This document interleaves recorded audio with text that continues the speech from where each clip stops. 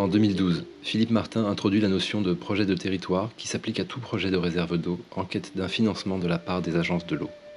Nommé ministre de l'Environnement, celui-ci octroie une dérogation au projet de barrage de Sivins et fait publier les arrêtés d'autorisation en octobre 2013.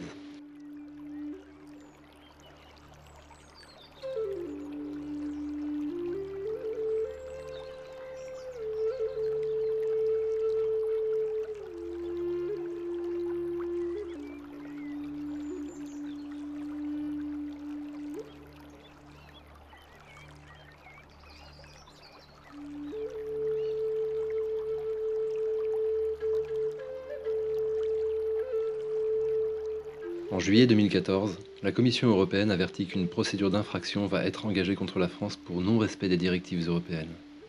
Malgré cela, les travaux démarrent le 1er septembre 2014 et ne s'arrêteront que le 26 octobre, suite à la mort de Rémi Fraisse.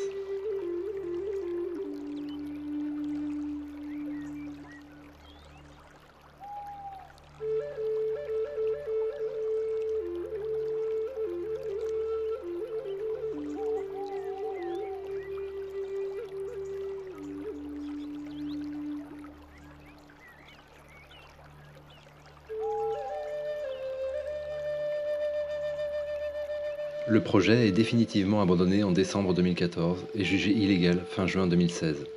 En juin 2015, une circulaire gouvernementale définit les contours d'un projet de territoire. Après un audit patrimonial réalisé en 2016, le projet de territoire démarre officiellement en mars 2017.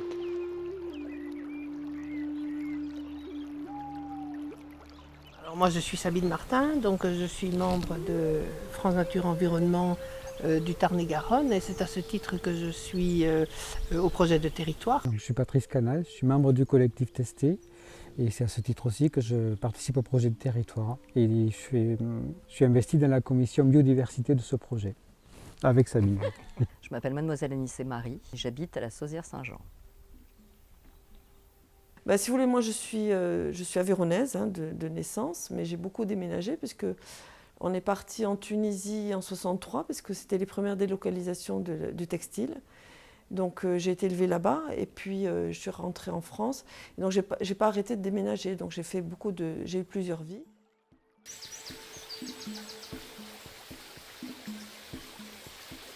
Le projet de territoire pour la gestion de l'eau est obligatoire pour la subvention de l'agence de l'eau. S'il n'y a pas concertation au niveau d'un projet de territoire, on ne peut pas bénéficier de ces subventions. Ce territoire est à 90% agricole. Donc la solution et le besoin en eau est directement lié à cette profession. Les sécheresses ont toujours été dans cette région. Donc le problème de l'eau a toujours été une question importante ici.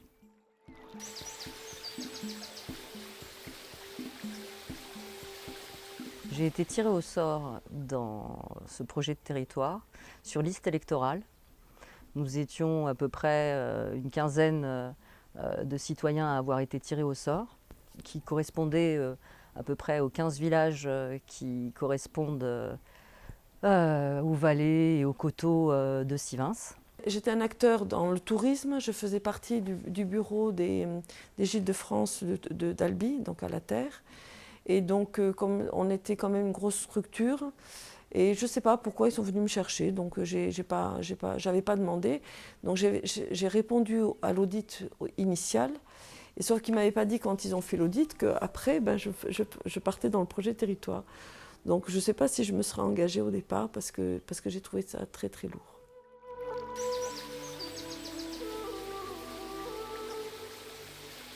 Ça permettait aussi de rencontrer d'autres personnes aussi, donc des différents bords, puisqu'il y avait les bords un peu écolos, mais d'autres qui ne l'étaient pas.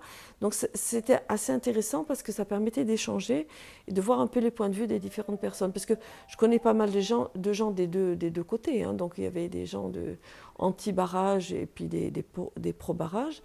Mais c'était intéressant justement de pouvoir discuter avec les uns et les autres autour d'une table sans conflit. Donc ça a été intéressant. Ce qui n'était pas gagné au départ, je l'avoue.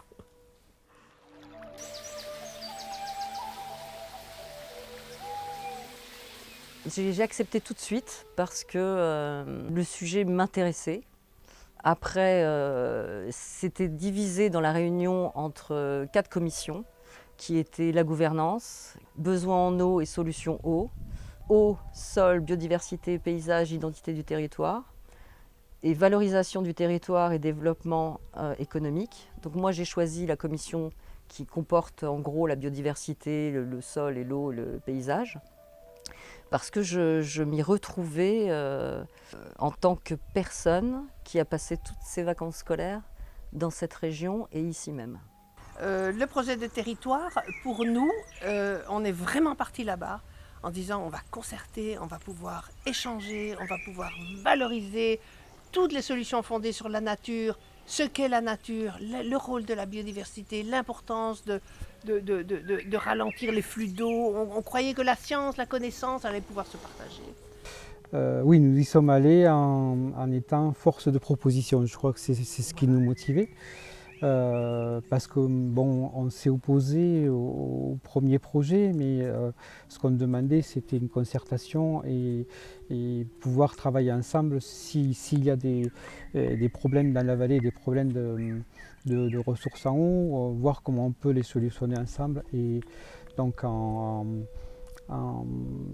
disons, en regardant ce qu'il était possible de faire pour l'intérêt général, pour l'intérêt commun, et ne pas s'arrêter à une somme d'intérêt particulier. Je crois que c'est une demande sociétale aujourd'hui.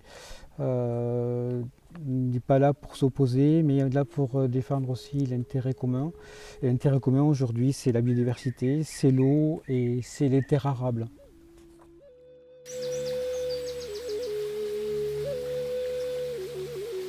Ce projet de territoire, comme tous les projets de territoire, fait appel à tous les acteurs du territoire.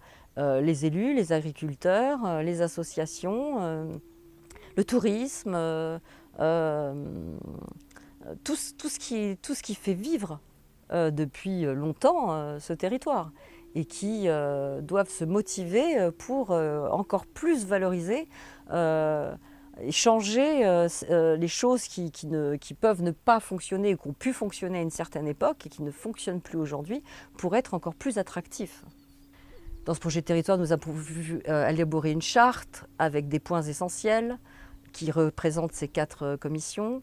Nous avons pu élaborer des fiches actions pour que nous puissions, chaque famille, implanter nos savoir-faire, et que ce soit dans le tourisme, que ce soit dans l'agriculture, que ce soit dans la transformation du paysage. Donc nous n'avons pas travaillé dans cette commission que sur la biodiversité, nous avons également travaillé sur tous les autres, que ce soit par le paysage, de retravailler en agroécologie en remettant des haies pour retenir l'eau, pour qu'il y ait de la biodiversité, l'économie d'eau. Donc si on va avoir de moins en moins d'eau, il faut qu'on réfléchisse, que ce soit un jardinier, que ce soit un agriculteur, à travailler sa terre pour que la plante ou les racines puissent emmagasiner de l'eau quand on peut lui en donner, mais qu'elle ne soit pas en demande permanente d'eau s'il n'y en a pas. Bon. Nous avons fait des propositions concrètes, dont Sabine avait fait une fiche concrète pour passer vers l'agroécologie. Et une troisième fiche aussi qui avait son importance, c'était le partage de connaissances. Donc un cycle de conférences dans les villages, dans les écoles, sur les marchés par exemple, non pas pour aller diffuser notre savoir ou ce qu'on passe de la nature, mais surtout pour faire un échange de connaissances et discuter avec les personnes diverses du territoire, et puis ensemble voir comment on pouvait imaginer l'avenir. Une fiche action sur le circuit court, auquel on a fait une journée ouverte au monde agricole pour avoir des informations, pour mettre en relation certains acteurs, pour refaire du contact, pour pouvoir valoriser leurs produits, ou comment faire pour vendre mon produit quand je suis chez moi tout seul dans mes hectares ou dans ma ferme.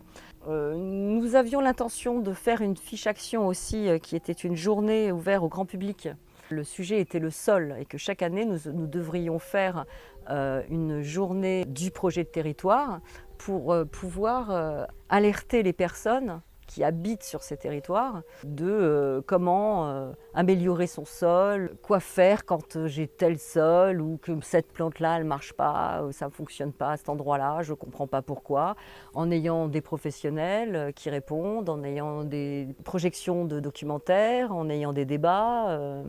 De la vente locale d'aliments et de boissons. Cette journée nous a été refusée sous prétexte qu'elle coûtait trop cher. Donc là, on a compris qu'il n'y avait pas de volonté d'aller vers, d'écouter cette commission biodiversité et de mettre en place les projets qu'elle avait pu élaborer. Et moi, personnellement, en tant que citoyenne, j'ai fait une fiche action pour recruter des techniciens, pour aider chaque agriculteur qui veut changer de pratique et qui veut se lancer dans l'agroécologie paysager, pour l'identité du territoire en changement de pratique.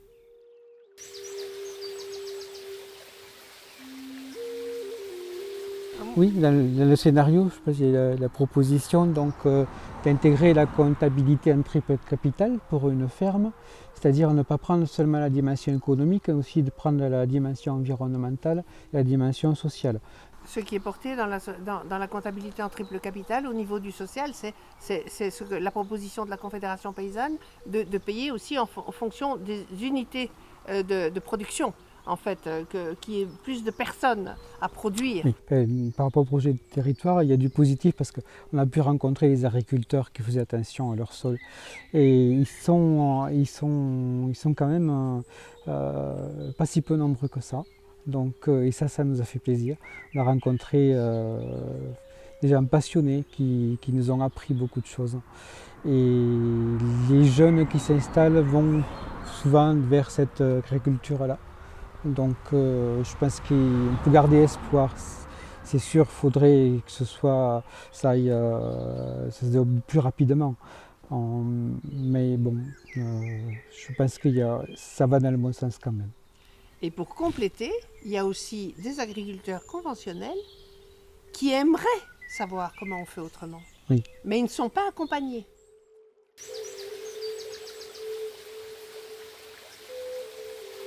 En fait, ce qui a été confondant pour nous, c'est que vu l'absence de projet de transition agroécologique réel, nous avons travaillé tous ensemble, toutes nos associations, pour produire un schéma qui énumère les critères importants sur lesquels c'est basé, notamment la biodiversité. Et finalement, ça n'a pas été pris en compte. C'est repoussé, c'est un peu comme un déni. Moi, j'ai vraiment du mal à comprendre comment ça n'a pas pu être pris en compte. Jusqu'à la venue de la ministre, qui a remis l'église au milieu du village et en disant quand même, cette proposition, il faut la prendre. Parce qu'on a quand même du mal, nous, associations, d'imaginer que de l'argent public soit investi dans la poursuite d'une agriculture qui détruit les territoires, qui détruit la biodiversité, qui génère l'érosion des sols, les coulées de boue et surtout que la gestion des sols et des espaces et des paysages aujourd'hui empêche le ralentissement des flux d'eau et donc toute cette eau en effet vers la mer. Et maintenant, pour ralentir les flux, il faut utiliser l'agroécologie. Et c'est vrai qu'on s'est rendu compte que tous ensemble, on arrivait à avoir des actions assez concrètes. Et bon, peut-être pas l'envergure qu'on voudrait, mais on ne va pas lâcher.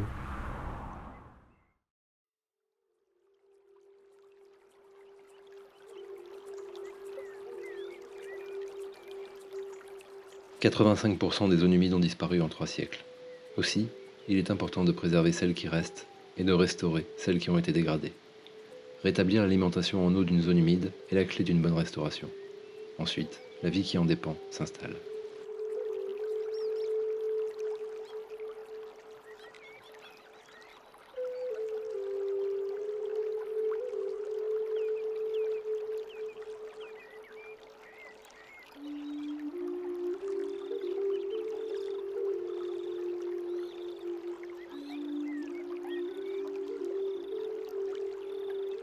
La zone humide du Testet a été dégradée lors des travaux du projet de barrage. Suite à son abandon, les travaux de restauration menés au troisième trimestre 2017 ont permis de rétablir l'essentiel de son alimentation en eau.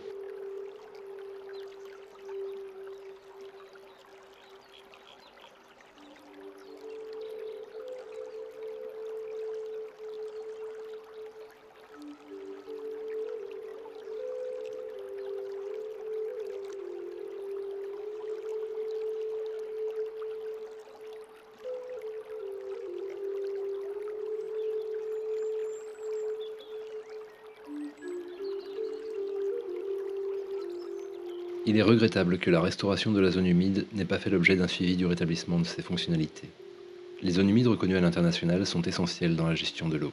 Elles sont un atout précieux puisqu'elles sécurisent l'alimentation du bétail, notamment en élevage extensif.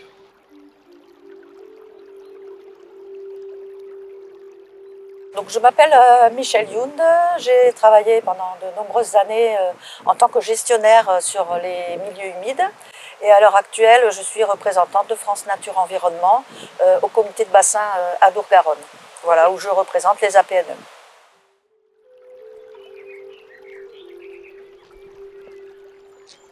Alors, préserver ou restaurer les zones humides, d'abord c'est deux choses qui sont différentes. L'essentiel étant bien sûr de préserver. Il en reste très peu, celles qui restent, on va essayer de les préserver, c'est-à-dire de ne pas y toucher. Ensuite, quand on veut restaurer, il y a deux possibilités. La restauration, ça peut être facile quand on sait faire. Il faut bien connaître le fonctionnement d'une zone humide, et chaque zone humide a un fonctionnement particulier. Alors, je vais insister sur l'aspect alimentation de la zone humide. Une zone humide peut être alimentée uniquement par la pluie. Elle peut être alimentée par le ruissellement le long du bassin versant. Elle peut être alimentée par des sous-écoulements dans la terre et donc arriver par en dessous. Voilà. Donc l'alimentation est très importante parce qu'à partir de là, la zone humide va avoir un certain niveau, on va dire, d'humidité. Et elle va s'assécher ou pas. Donc, si on ne touche pas à l'alimentation de la zone humide, ça va aller, la zone humide, elle sera préservée. Par contre, si on a touché d'une manière ou d'une autre, même parfois de loin, une piste forestière qui a été construite à 2 km peut être impactante sur l'alimentation de la zone humide. Donc, pour restaurer la zone humide, il faut restaurer l'alimentation de la zone humide et donc il faut voir s'il n'y a pas d'autres possibilités de faire venir l'eau par ailleurs ou de faire passer, si c'est un projet, la piste forestière par ailleurs, etc. Voilà. Après, la biodiversité, ça suit. La biodiversité, c'est la conséquence d'une bonne alimentation régulière de la zone humide. Donc, si je continue dans cette réflexion, ce qu'on peut dire, c'est qu'il faut faire avant tout un diagnostic précis. Parce que des zones humides, on en a un petit peu partout. Donc si on veut les restaurer, effectivement, il faut bien faire le diagnostic prioritaire. Et à partir du moment où on sait où est-ce que ça coince, l'alimentation, etc., la biodiversité ensuite va suivre.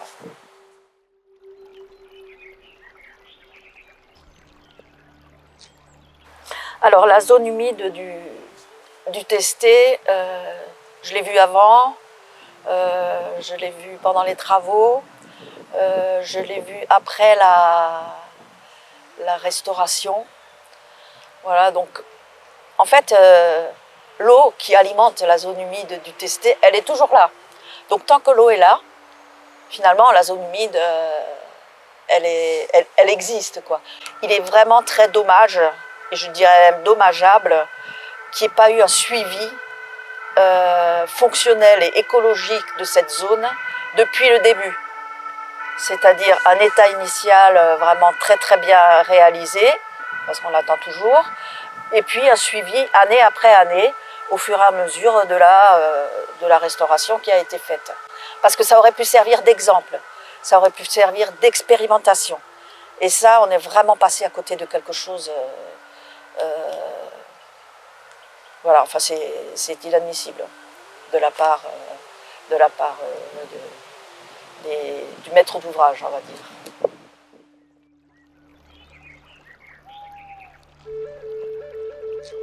scientifiques et les gestionnaires ont remarqué maintenant depuis une trentaine d'années que les zones humides ont des rôles et des fonctions importantes. Ça a été aussi le cas pour l'État qui a décidé de mettre en place un plan national des zones humides, qui a été suivi par un deuxième plan national des zones humides et qui actuellement est reconduit dans le cadre de notre troisième plan national des zones humides. En fait, c'était très important parce qu'on n'avait aucune information. Donc là, on sait combien il y a de zones humides, dans quel état elles sont, comment est-ce qu'elles sont réparties, etc., etc. Et ce sont, la plupart du temps, ce sont les collectivités départementales, conseils départemental, qui ont mis en place des inventaires de zones humides. Donc ça a été un travail colossal pour repérer au sein d'un département toutes les zones humides, quelles qu'elles soient. Hein. Voilà, donc une fois qu'on a cet inventaire, après on peut savoir lesquelles sont prioritaires, sur lesquelles on va intervenir pour les restaurer, lesquelles on va préserver en priorité. Voilà, donc c'est ça qui est maintenant très très important et c'est un petit peu dans cette... c'est là qu'on est en train de travailler vraiment pour préserver, pour conserver ces zones humides.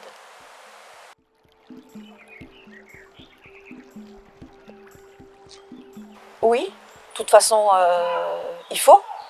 Et les zones humides, c'est aussi l'agriculture, et l'agriculture, c'est aussi les zones humides. Donc pour moi, je veux dire, c'est indispensable de concilier les deux. Donc là où j'habite à l'heure actuelle, c'est dans le Piémont pyrénéen. Il y a pas mal de zones humides, pas mal de prairies hygrophiles, comme on dit, hein, qui aiment l'humidité. Et il y a de l'élevage partout, qui est en complète harmonie avec la nature. Il n'y a pas une parcelle humide qui n'est pas utilisée par l'élevage. Après, si on se réfère à Sivens, c'est un petit peu différent. Parce que là, l'objectif, c'était d'ennoyer une zone humide qui était vraiment d'intérêt fonctionnel et écologique, pour finalement faire un barrage qui devait alimenter des cultures. Donc là, est-ce que culture et culture au niveau maïs et de soja, etc., est-ce que ça, c'est compatible avec les zones humides? C'est totalement différent comme question. Moi, je dirais plutôt, est-ce que le maïs est compatible dans la zone en question où ils en font?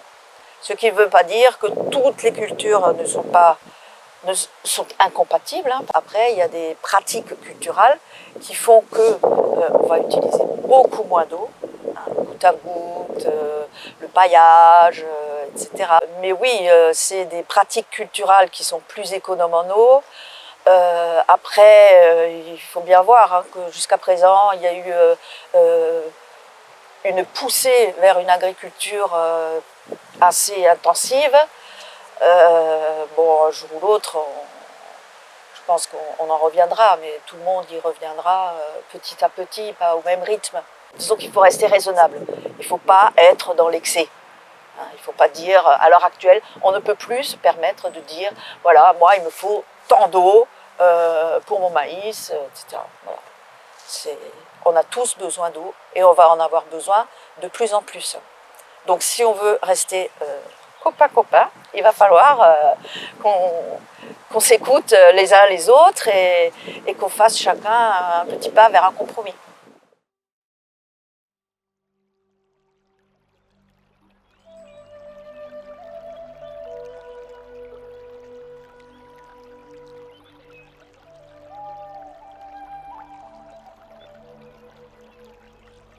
L'homme a une empreinte écologique sur la Terre. Il y a deux courants de pensée. Pour l'un, la technologie nous permettrait de réparer nos erreurs. Pour l'autre, la nature a ses limites. À nous de ne pas lui prendre plus qu'elle peut nous donner.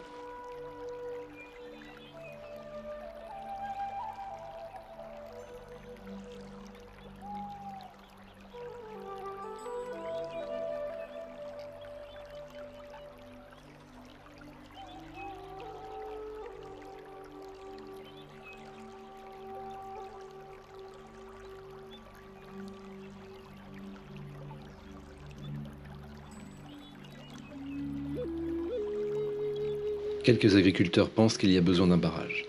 La plupart pensent qu'ils ont surtout besoin d'être accompagnés pour développer les circuits de proximité et mettre en œuvre des pratiques adaptées au changement climatique, qui est déjà une réalité.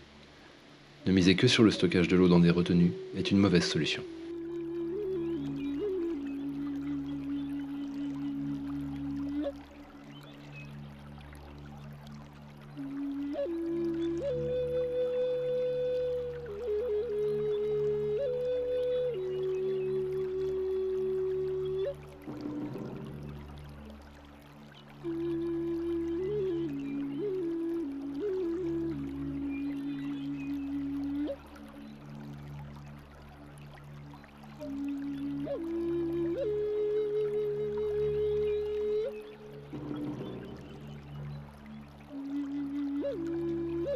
L'agroécologie consiste à produire avec la nature, et cela commence en donnant à manger à la vie dans le sol, en restituant une partie de la production pour le fertiliser, et à ne pas déstructurer le sol par les labours. En stockant du carbone dans le sol, nous réduisons les effets du changement climatique, et en y stockant de l'eau, nous réduisons notre dépendance à l'irrigation.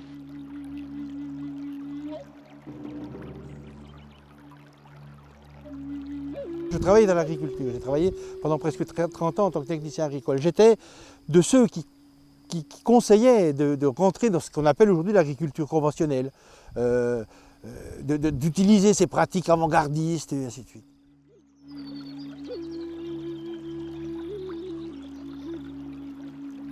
L'homme a une empreinte sur Terre, comme tout être vivant, il y a une empreinte sur Terre. On ne peut pas être complètement neutre vis-à-vis de la nature, ça c'est clair.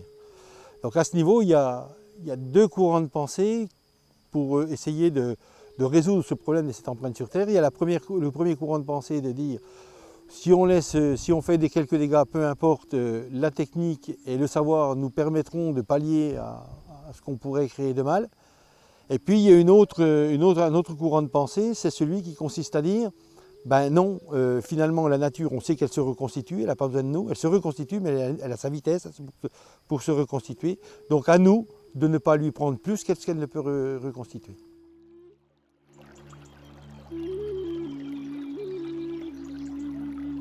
Dans tout ce qu'on a pu faire, dans toutes les actions, je dirais, néfastes vis-à-vis de l'environnement qu'on a pu avoir, il y a eu notamment la destruction des zones humides. Le nombre de revues scientifiques, d'expertises, d'expériences nous ont montré que ces zones humides avaient véritablement un rôle essentiel dans le grand cycle de l'eau. Or, l'eau, c'est quelque chose d'indispensable pour l'homme. Par conséquent, à un moment donné, eh bien, il faut se dire, oui, les zones humides, il ne faut surtout plus y toucher. Et à ce jour, on en a détruit beaucoup. On se reporterait 40 ans en arrière, une petite zone humide comme celle-ci, parce que finalement, c'est une petite zone humide, au vu de toutes les zones humides qui peuvent exister dans le monde, c'est une petite zone humide, on pourrait dire, bon, allez, on peut la sacrifier. Mais là, aujourd'hui, je crois que la plus petite des zones humides, on ne peut plus, on n'a plus le droit de la sacrifier.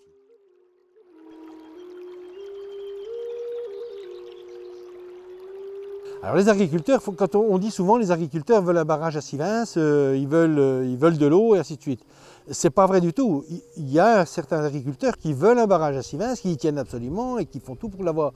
Mais il y a un grand nombre d'agriculteurs qui ne veulent pas entendre parler de barrage, qui nous disent non, le problème il n'est pas là.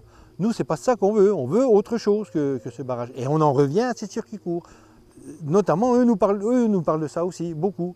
Ils nous parlent de ça. Et le fait est que lorsqu'on a regardé les études, parce que si vous allez voir nos opposants, ils vont vous expliquer qu'ils ont dépensé une somme colossale en études. Et effectivement, il y a eu de l'argent dépensé en études. Mais là-dedans, quand on regarde dans les études, on s'aperçoit que, par exemple, qu'une étude comme CERFRANS, qui est l'organisme qui fait de la comptabilité pour les agriculteurs, quand il nous fait son déroulé, on s'aperçoit en regardant que la variation des cours des céréales qui sont vendues, que ce soit le colza, que ce soit le soja, que ce soit le blé ou le maïs, est bien plus importante que ne peut l'être la différence, je dirais, de quintaux de rendement à l'hectare qu'il peut y avoir quand il y a un manque d'eau ou pas, ou trop d'eau, enfin bon, des variations climatiques on va dire. Ça engendre bien plus d'effets financiers que la variation climatique.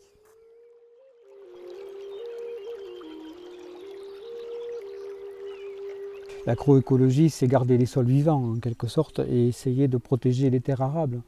Donc protéger les terres arables, c'est essayer donc déjà de ne pas les détruire, de les garder vivantes, mais aussi de ne pas leur faire produire plus que ce qu'elles ne peuvent.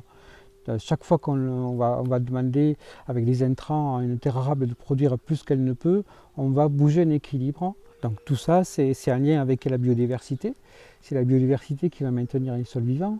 C'est la biodiversité qui va faire qu'on va avoir moins de maladies, que les plantations vont être plus résistantes. Donc plus on aura de biodiversité, plus la culture sera facilitée. Et ça, c'est une vision qu'on a un peu perdue. Donc il faut essayer de se la réapproprier et de l'apprendre et de la mettre en pratique. Et le problème, c'est toujours l'agro-industrie qui dépend du profit et qui ne peut pas se projeter sur ce type d'agriculture.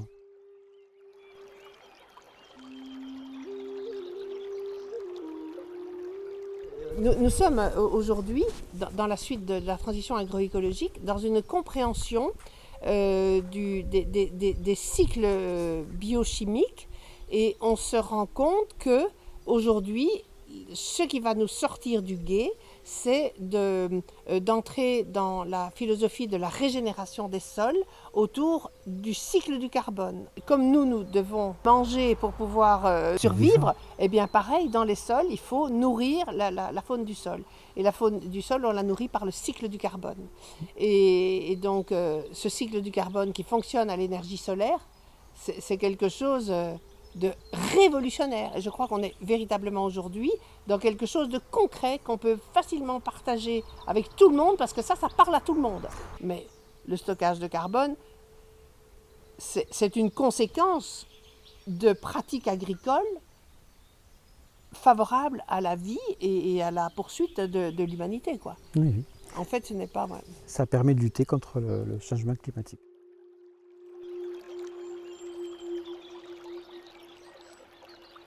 Mais on voit bien qu'aujourd'hui, depuis 2 ans, il y a les sécheresses qui s'accentuent. Faire du stockage par des réservoirs, c'est devenu une fausse bonne idée, en fait. Il faut se rendre compte de ça, c'est une fausse bonne idée. Il faut stocker l'eau par les sols et essayer de garder les zones humides. La biodiversité, les zones humides, l'importance, c'est ça aussi, parce que ça va garder l'eau en période de sécheresse. En fait, on a toutes les clés aujourd'hui. On a toutes les clés. Et que ce soit aussi la pollution des sols, la productivité, nourrir le monde entier, ce n'est pas un problème si on change d'agriculture et qu'on préserve la biodiversité. Alors, Fabienne Gomez, je suis paysanne polyculture élevage dans la commune de Saint-Nofary. J'élève porcs, gascons et vaches à viande. Il y a un peu différentes races, du blond, enfin bon, plusieurs races. Je suis sur une SAU de 40 hectares, entre prairies, céréales, légumineuses, tournesol, oléagineux. Je suis en vente directe. Je transforme tout ce que je produis.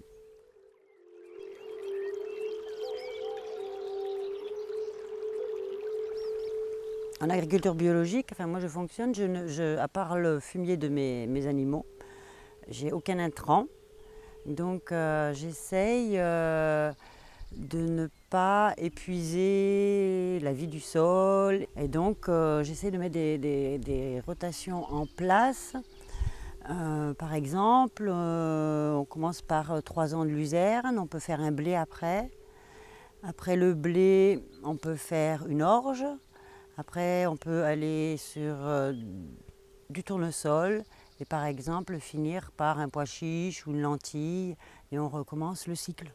Et le fait d'avoir des animaux à la maison, ça permet d'avoir le fumier, d'avoir des prairies, des rotations en herbe et en légumineuses comme la luzerne, ce qui nettoie aussi les parcelles, du fait qu'on fauche, qui sont pâturées pour pouvoir nous aider à avoir des céréales un peu plus propres et surtout maintenir un sol assez équilibré et ne pas l'épuiser, quoi.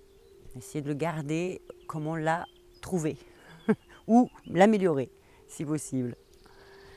Au niveau du travail du sol, au niveau des outils que j'utilise, je ne laboure jamais. J'utilise énormément de dents. Alors à différentes profondeurs et à différentes profondeurs de dents et différentes grosseurs et différents écartement. Je trouve qu'au niveau de la structure du sol, c'est vraiment important d'essayer de moins malaxer possible, de moins mélanger la terre, parce que la vie du sol est quand même est importante, elle nous aide énormément par rapport à la structure et par rapport à ce qu'elle apporte au niveau des plantes.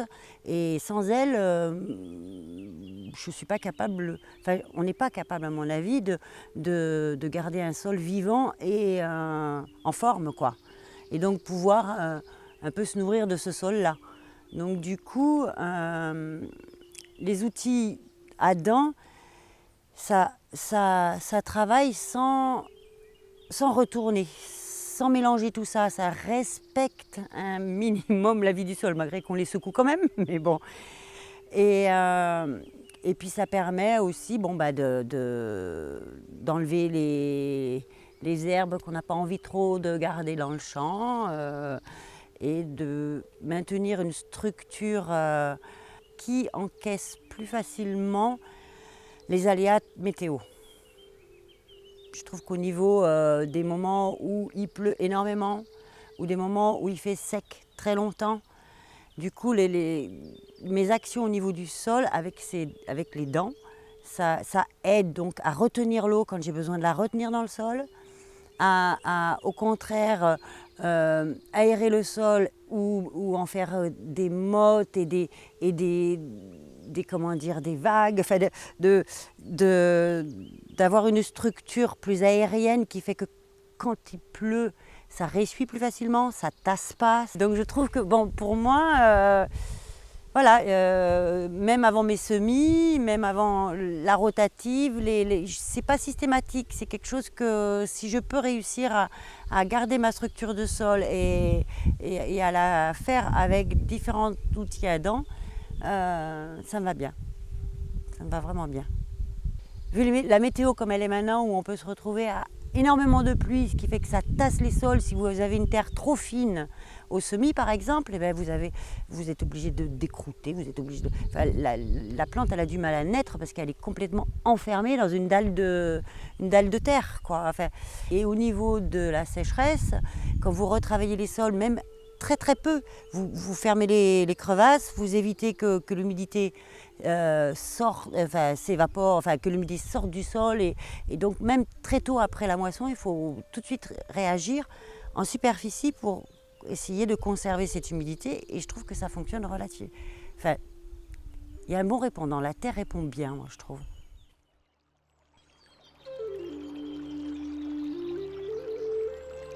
C'est une adaptation constante et je trouve que quand même ces dernières années, ça s'accentue, c'est assez dur. On a quand même une météo qui est vraiment difficile à gérer. Oui, la météo quand même, le dérèglement climatique se fait ressentir, je trouve.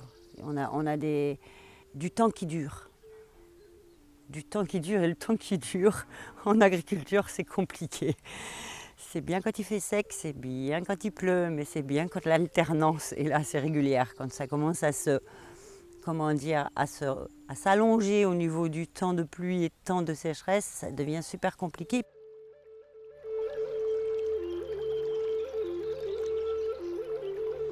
Par contre, oui, moi je vois par rapport à nos rendements et notre production, on est stable. On est relativement stable par rapport à ce qu'on produit, la qualité et le rendement, par exemple, au niveau d'une céréale, malgré les années qui sont très très différentes et très compliquées. Par rapport aux chimistes, là, eux, ils se prennent des bouillons, comme on dit, parce qu'ils ont une façon de travailler les sols différente et qui absorbe très mal les changements climatiques. Oui, au niveau des structures du sol, ça se voit énormément, quoi.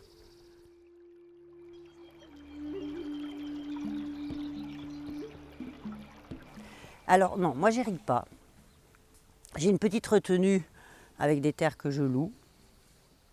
Bon, il faudrait la remettre en état pour irriguer. Non, mais non, ça ne m'intéresse pas.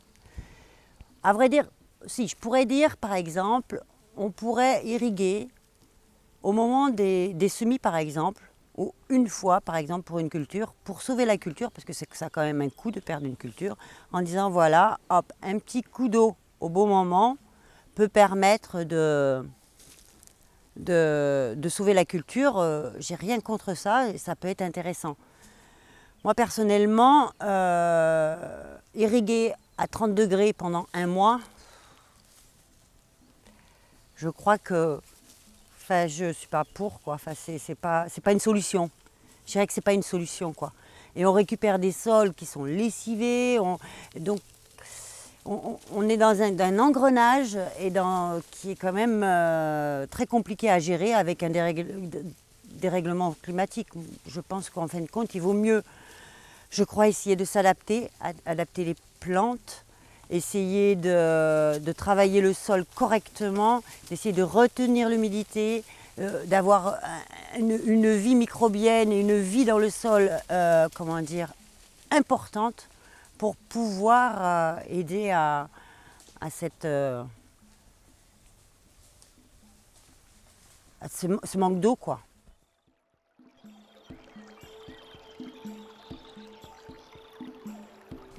J'ai la maison qui surplombe une vallée où il y a des grands pivots, des grands champs en plaine.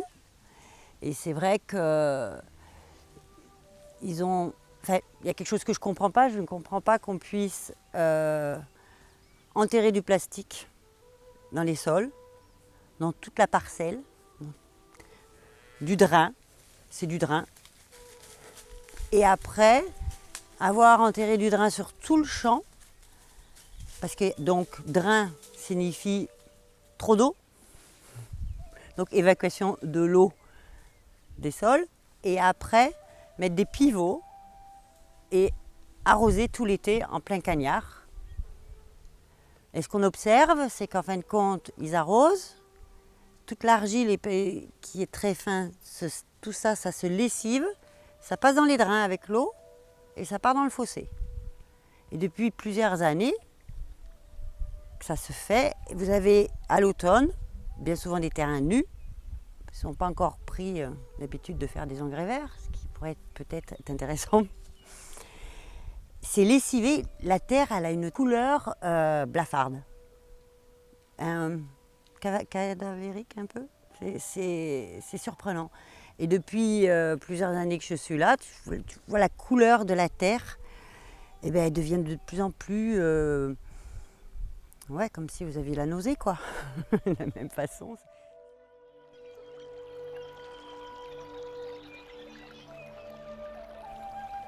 On essaye de s'allier à elle. Pour moi, mon environnement, c'est mon allié en agriculture. Il faut que ce soit mon allié parce que si elle n'est pas là, je ne suis pas grand-chose. Je ne suis pas grand-chose. J'ai besoin que la nature me donne un coup de main. Elle ne donne pas des coups de main tout le temps, c'est vrai, mais j'ai intérêt de faire ce qu'il faut pour qu'elle me donne un coup de main parce que contre elle, on peut pas. On le voit ces dernières années, il pleut pas, s'il fait trop sec, il y a plein d'aléas qui fait que on s'aperçoit qu'on peut bien faire tout ce qu'on peut. Ça devient super compliqué. C'est que sans la nature et sans avoir un environnement avec qui on peut travailler, avec qui on peut essayer de se complémenter et de se tenir les coudes. Moi, les coccinelles, j'en ai besoin pour mes pucerons. J'en ai besoin. Et enfin, c'est un tout, quoi. La mouche pour mes bousses de vache, j'en ai besoin aussi. Parce que si je tue ces mouches-là, les bousses de vache, c'est plus de la prairie que je vais avoir. Ça sera un champ de bousses de vache. Donc, il y a des petits exemples comme ça, c'est simple. On doit fonctionner avec. Si on fonctionne contre, premièrement, c'est perdu d'avance. Et puis non, et on se retrouve en plus dans un lieu qui on n'a pas envie d'y vivre, quoi.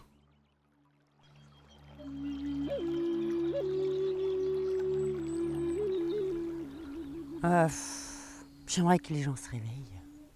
J'aimerais vraiment que les gens se réveillent, quoi. Je sais pas, moi j'essaye encore. J'ai des voisins plus jeunes que moi qui n'ont pas du tout la même vision des choses. J'essaye de pas couper les ponts, j'essaye de maintenir le dialogue. C'est pas évident, c'est même des fois consternant et ça fait un peu peur, quoi, pour moi. Mais j'essaye d'affronter ça et de continuer à maintenir le dialogue. Après j'ai l'impression vraiment qu'il n'y a pas que les paysans, quoi. C'est les affaires de tous, hein. Parce qu'au point où on en est, si on ne s'y met pas tous, il y a un moment donné, on va tous crever la dalle, hein. Moi, je fais partie de Nature et Progrès dans le groupe Quercy-Gascogne. Alors, on essaye petit à petit d'avancer, d'essayer de communiquer, d'essayer de mettre des choses en place pour pouvoir un peu, avec les consommateurs, parce qu'on est un groupe consommateur et producteur, donc c'est super intéressant. Du coup, on arrive à déjà sortir de nos de nos propres problématiques de paysans et d'avoir des échanges avec nos consommateurs et les gens qui vivent autre chose et qui ont aussi leurs problématiques et aussi leurs inquiétudes, quoi.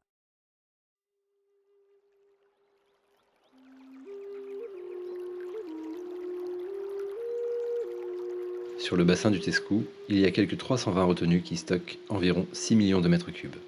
Excepté pour quelques endroits particuliers, il n'y a globalement pas de manque d'eau sur ce bassin. Pour certains, prendre de l'eau l'hiver pour irriguer l'été, en la stockant dans des retenues, est une évidence. Avec le changement climatique, la réalité est plus complexe.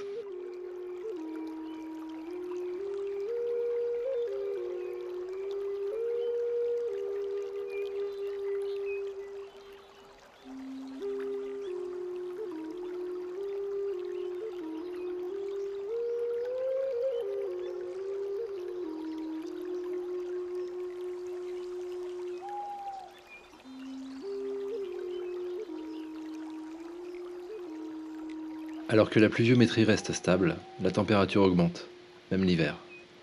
Cette hausse de température provoque une augmentation de l'évapotranspiration des plantes, ce qui diminue les possibilités de remplissage des retenues. C'est l'effet ciseau.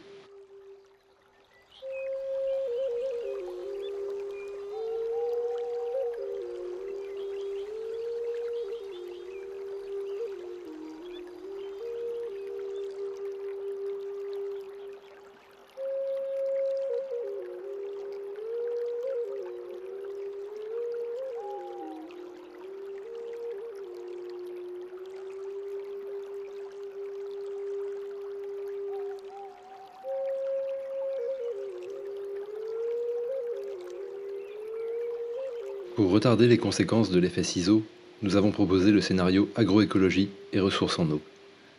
À l'opposé d'une stratégie de course au stockage d'eau, ce scénario permet de conserver de l'eau grâce à l'agroécologie pour des sols vivants, tout en optimisant les retenues existantes. Je m'appelle Christian Pince, j'habite à l'Isle-sur-Tarn, pas loin de la vallée du Tescou. Je suis de formation ingénieur en hydrologie, en mécanique des fluides. Et donc je me suis intéressé au projet de barrage de Sivens dès 2010-2011 et surtout sur les problèmes de l'eau. Et j'ai pris conscience d'un certain nombre de phénomènes qui se produisaient.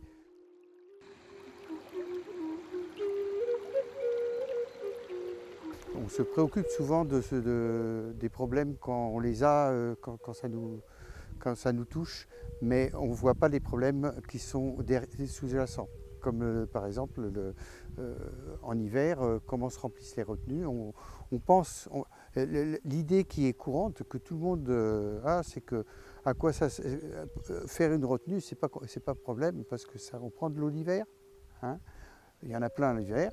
On prend de l'eau l'hiver et on s'en sert pour irriguer l'été où il n'y en a pas. Donc c'est la logique la plus imparable. Et pourtant, ce n'est pas si simple que ça parce qu'il y a le réchauffement climatique et il y a un problème de densité. C'est-à-dire que si on fait beaucoup de retenues, eh ben, ça pose des problèmes. Donc là on a une des 320 retenues qui ont été recensées dans le projet de territoire du Tescou, des 320 retenues qui représentent plus d'une retenue par exploitant agricole et plus de 2 retenues par irrigant, parce que tous les exploitants n'irriguent pas. Il y a environ 40% d'irrigants et 60% d'agriculteurs qui n'irriguent pas. Il faut démonter un mythe qu'on essaye de vous inculquer, c'est-à-dire qu'il n'y aurait pas d'eau sur le Tescou. Ça, c'est complètement faux. 320 retenues, 2 par irrigant, 6 millions de mètres cubes qui sont stockés, plus de 4,5 millions qui sont utilisés pour l'irrigation ou qui peuvent être utilisés pour l'irrigation. Donc de l'eau, il y en a. Hein. Il y en a beaucoup et s'il y a des problèmes économiques sur le Tescou, comme d'ailleurs dans d'autres régions, c'est pas lié à l'eau. Hein. Il peut y avoir des problèmes locaux pour un agriculteur, 2 agriculteurs, mais sur l'ensemble de la vallée, les problèmes, il n'y a pas de problème de manque d'eau. Ça c'est archi faux et les problèmes économiques ne sont pas dus au manque d'eau.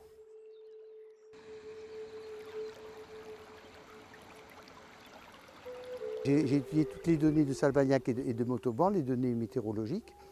Et donc la pluie, elle est à peu près stable. Hein. Elle varie beaucoup d'une année sur l'autre. Il peut y avoir des années très sèches, des années très, très pluvieuses.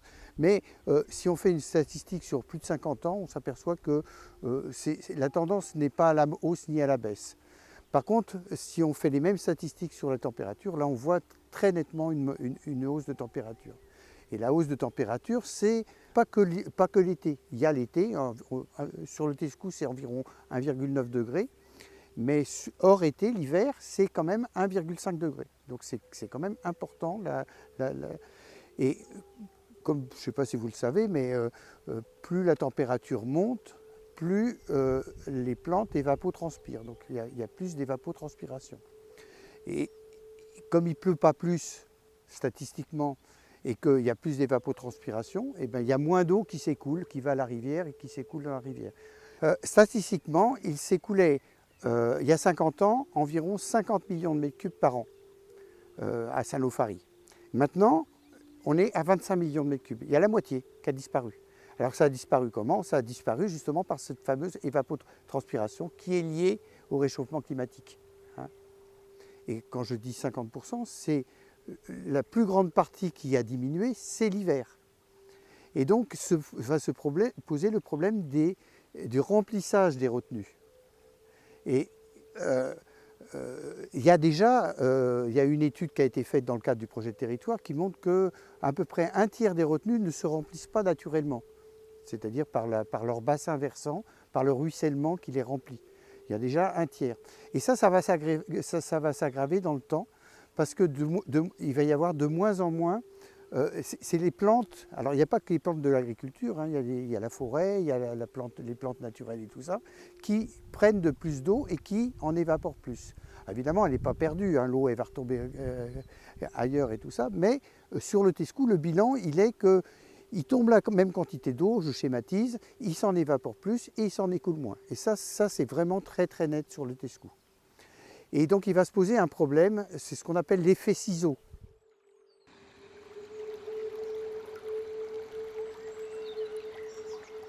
L'effet ciseau, c'est la contradiction qu'il va y avoir entre le remplissage des retenues l'hiver, qui va statistiquement se diminuer, on va avoir de plus en plus de mal à les remplir, et l'augmentation à assolement équivalent, c'est-à-dire à culture équivalente, on pourrait dire, la quantité d'eau qu'il va y avoir besoin pour assurer cet assolement.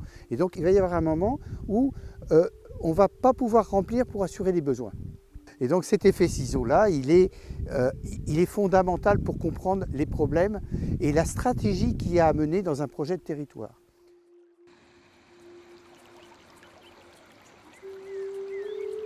Il y a une stratégie qui dit, on va augmenter le volume d'irrigation. et donc les réserves pour irriguer. On va augmenter en proportion avec les besoins de la plante. Ça, c'est une stratégie qui du toujours plus, et je dirais que c'est une stratégie du siècle dernier, où on pense que la nature peut donner tout, que le monde est illimité, que voilà. Donc ces stratégies-là, elle a fait son temps, elle ne peut plus continuer. On sait qu'elle ne peut plus continuer. Et il y a une autre stratégie qui vise à reculer cet effet ciseau dans le temps. C'est la stratégie qui a comme pilier l'agroécologie. Et l'agroécologie, maintenant, il y a des expériences partout dans le monde, en France, sur les territoires, ici sur le Tescou, hein, on a des exemples hein, de gens qui ont énormément réduit leur irrigation. Alors, une partie c'est par les assolements, une partie c'est par... mais c'est basé aussi sur des sols vivants, c'est-à-dire la réduction des intrants, des pesticides, éventuellement la suppression. Il y a pas mal d'agriculteurs qui sont passés au bio sur le Tescou. Et on a des exemples de réserves qui sont sous-utilisées parce que les gens sont passés en bio. Et pas seulement en bio, mais aussi avec d'autres pratiques, d'autres assolements, d'autres façons de faire. Et donc ça c'est une stratégie qui permet sur tout le territoire, pas seulement sur une petite partie du barrage de Sivens ou trucs comme ça, sur tout le territoire, de permettre à assolement équivalent de réduire l'apport en irrigation. Si vous voulez, la plante elle a besoin de ce qu'elle a besoin, ses besoins augmentent. Et comment on assure ses besoins? Il y a plusieurs façons.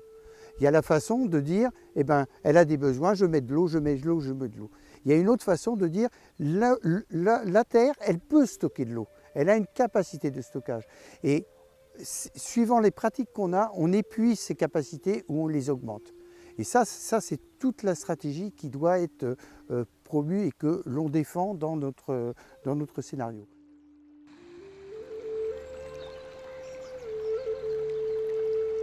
Alors nous, la stratégie le scénario qu'on a appelé agroécologie et ressources en eau, le scénario qu'on défend, c'est un scénario qui combine les deux. On n'a pas été à dire on ne fait rien d'autre que de l'agroécologie et tout ça, mais on n'est pas non plus ceux qui veulent toujours plus d'eau, on a fait un scénario intermédiaire qui associe l'agroécologie et qui associe la création de retenues de manière raisonnable, là où il y a effectivement, parce que j'ai dit qu'il y avait 320 retenues, il peut y avoir localement des endroits où il y a des manques. Et donc c'est basé sur l'agroécologie. Deuxièmement, c'est l'optimisation des ressources existantes. L'optimisation, il peut y avoir une retenue comme celle-là, et ben, elle est utilisée par le propriétaire, mais insuffisamment, ou elle est plus utilisée. C'est le cas. Et il y a un agriculteur qui est voisin, qui a des terres et qui veut irriguer. Et donc de faire des conventions pour que cette retenue soit utilisée. Ou alors des retenues qui sont très anciennes, qui sont envasées, qu'on va désenvaser, qu'on va remettre avec un volume suffisant. Donc voilà le... Alors ce scénario, nous on dit, c'est un scénario qui est gagnant pour l'agriculteur, qui est gagnant pour le consommateur, parce que c'est un scénario qui impose de changer de pratique et donc de réduire l'appel aux pesticides. Donc c'est gagnant pour le consommateur, c'est gagnant pour les riverains du rural, c'est-à-dire qu'ils ne vont plus avoir de pesticides qui vont aller dans leur maison ou trucs comme ça quand c'est épandu. Et c'est gagnant aussi pour l'environnement, parce qu'on remet de la vie dans le sol, on remet de la biodiversité et tout ça. Et c'est un scénario qui prend comme principe qu'on n'attaque pas les zones humides. C'est-à-dire que s'il y a des réserves complémentaires à faire, donc on n'a pas exclu qu'il n'y ait pas des réserves complémentaires, elles ne se fassent pas sur des zones humides. Voilà les axes. L'agroécologie, la préservation des zones humides, et puis un scénario qui est basé sur la vie du sol.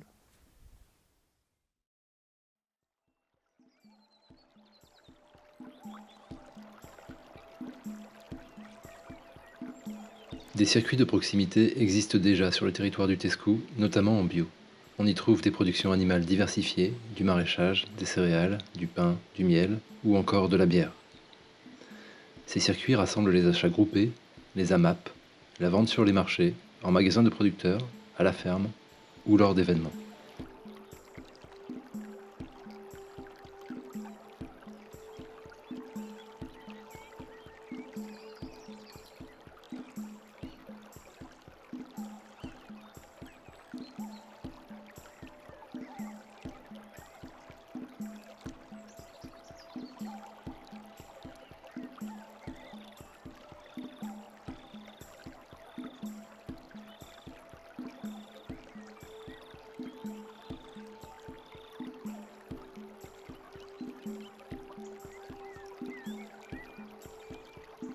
Le développement des circuits de proximité est soutenu par beaucoup d'agriculteurs de la vallée du Tescou.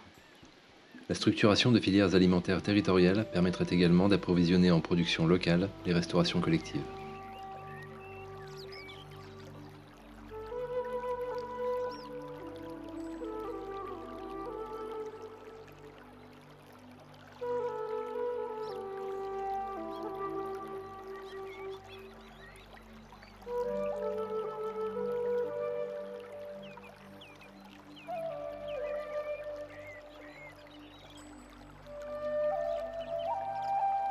La zone humide du Testet, dernière zone humide d'importance du bassin versant, est riche d'une biodiversité spécifique qui pourrait être valorisée dans le cadre d'une réserve naturelle régionale.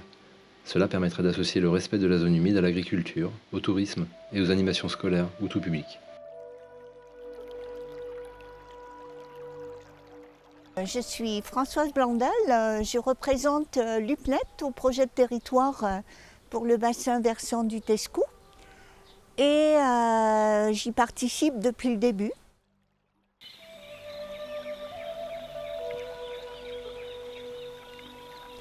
Et ça, c'était vraiment le sujet qui mettait tout le monde d'accord. Donc, accompagné par Adeprina AgroParisTech, au début, on a pu mettre en évidence ce qui nous rassemblait, les points convergents.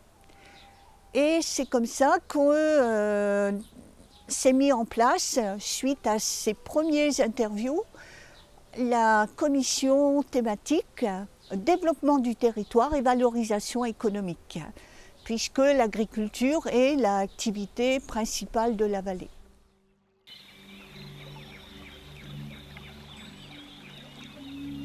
Ce sont des produits qu'on trouve dans les circuits de proximité, les marchés plein vent, les ventes à la ferme, les ventes sur des magasins de producteurs locaux, des magasins tenus par les producteurs eux-mêmes, souvent, pas que, mais souvent. Et donc, c'est permettre à la population de pouvoir bénéficier des productions locales fraîches et de pouvoir mieux connaître comment elles sont produites. Bien sûr, le maraîchage, mais pas que, c'est toutes les céréales, les farines, le pain. Se développent beaucoup les métiers de paysans boulangers avec une formation à Reims. Voilà, on aimerait pouvoir bénéficier de tout ça sur notre territoire. C'est aussi les oléagineux, des huiles de première pression à froid. Donc ici, c'est des productions de tournesol, donc d'huile de tournesol pour la consommation humaine. Et c'est donc les déchets pour l'alimentation animale. C'est tout ce qui est les productions animales, avec des ventes directes, donc des achats groupés, je dirais. C'est les AMAP, voilà, c'est ça les circuits de proximité.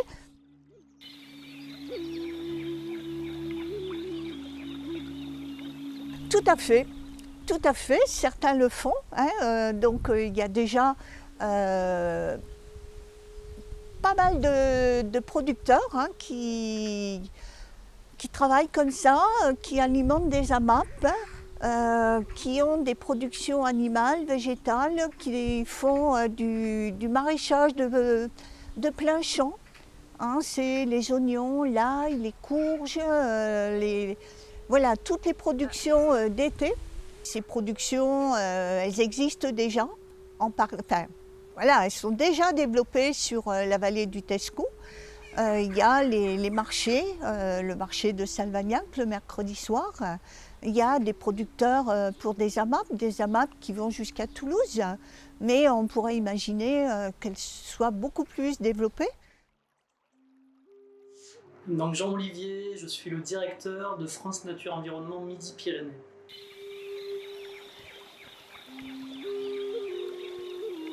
Arriver à concilier une agriculture locale, respectueuse de la nature, extensive, et peut-être aussi d'arriver à générer des activités socio-économiques aussi localement, parce que parmi les défenseurs du barrage, il y avait des gens qui prônaient de pouvoir faire du tourisme, d'accueillir dans des gîtes. Et donc l'idée, c'est de dire que si on allait vers un projet fédérateur, et à mon sens, quelque chose qui pourrait permettre, un cadre qui pourrait permettre d'amener un projet multi-acteur, multi-thématique, ça serait de travailler vers une réserve naturelle régionale.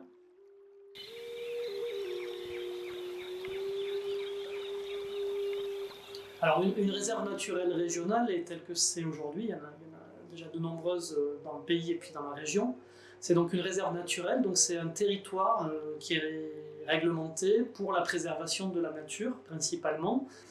Ça bénéficie du coup de moyens aussi de la région. Si la région souhaitait s'y investir, s'y engager, ça donnerait des moyens aussi, avec le recrutement de personnel, de personnes pour aménager, entretenir, informer, faire la signalétique. Ça donne une visibilité parce que les réserves naturelles, il y a des réserves naturelles nationales et puis il y a des réserves naturelles régionales, mais ça fait partie d'un grand réseau au niveau de tout le pays, donc avec une visibilité, des cartographies, une communication qui fait aussi état de ces lieux-là, donc ça permettrait de rendre ce lieu plus connu, et du coup, si on pense aux aspects touristiques et écotouristiques, ça permettrait de mieux l'identifier, que des gens aient envie de venir le voir. Une réserve naturelle régionale peut être amenée donc à préserver, comme je disais, et aussi à donner à voir. Donc il peut y avoir des sentiers pédagogiques de découverte balisés pour les visiteurs, pour les scolaires. Et donc du coup réexpliquer aussi ce que c'est une zone humide, pourquoi dans ce territoire-là, de par la morphologie de la vallée, une zone humide a pu se constituer au cours des dizaines de milliers d'années ou centaines de milliers d'années, et pourquoi aujourd'hui, après les travaux qu'il y a eu, il y a eu du coup une dégradation, voire une destruction de certaines parties de la zone humide, les travaux qui ont pu être faits pour essayer de la renaturer, de la reconstituer. Donc ça peut aussi être un lieu qui démontre qu'on est capable de de revenir, même quand on a fait des erreurs et des blessures sur la nature, même si en général on ne revient jamais en arrière.